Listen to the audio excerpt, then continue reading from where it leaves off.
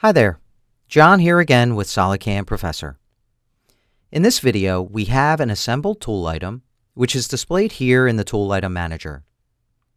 In some cases, you may decide to define a tool item that initially has only a cutter component.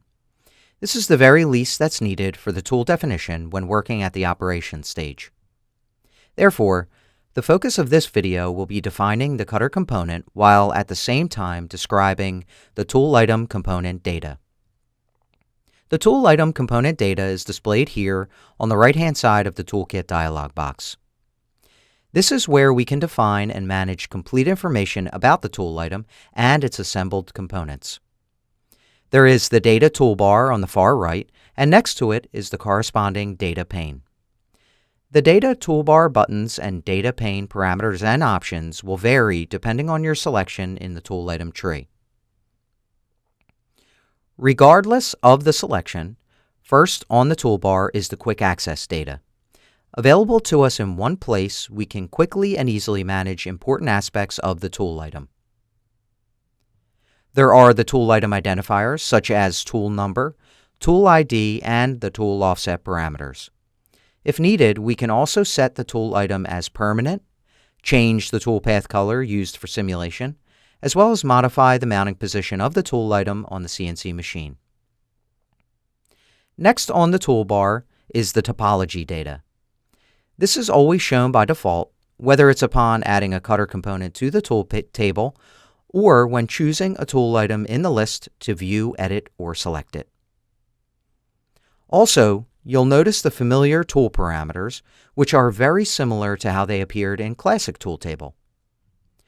Parameter data, which is the selected default shape type for cutter components, is used to define the geometry. For this end mill, I'll modify the tool parameters as follows. I'll set the diameters to 10 millimeters, cutting length to 20 millimeters, shoulder length to 22 millimeters, and the number of flutes to 4.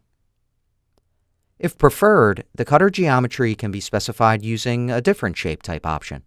For example, Sketch can be used to define the cutter component by segment shapes using an interactive picture or corresponding parameters pages. Or 3D Model can be used to define the cutter component according to a STL or step file. For this example, we'll use the typical parameter data to define the cutter geometry. In addition, options are provided to quickly swap the units and to easily make on-the-fly tool type changes. Next on the toolbar is the cutting condition data, where we can define default sets of cutting parameters for the machining of different work materials and for use in milling and/or turning applications. Using the table, it's possible to manage any number of cutting condition sets.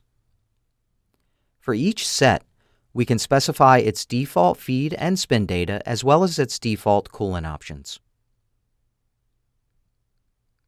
Also, we now have the option of coolant hole that can be enabled if the cutter component is coolant fed, and for eye machining operations specifically, we can specify the cutter material.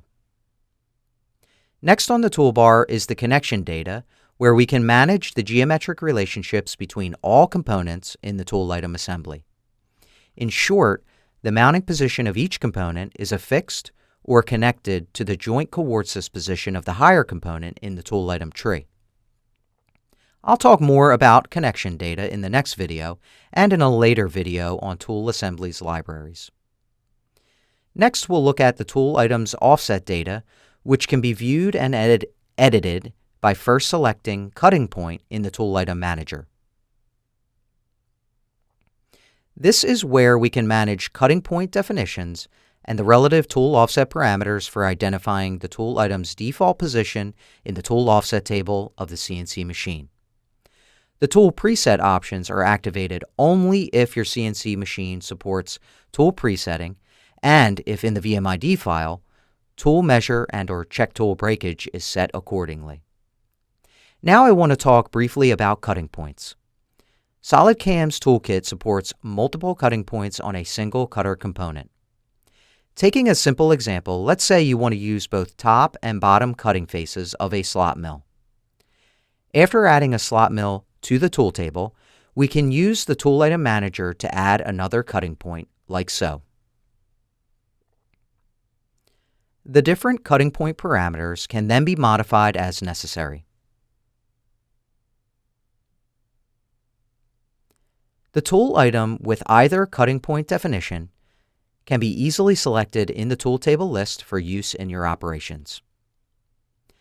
Last on the toolbar is the Properties data, where we can manage additional information relevant to the tool item and its assembled components. These include descriptions, quantities of components, price and mass for each and sum of all,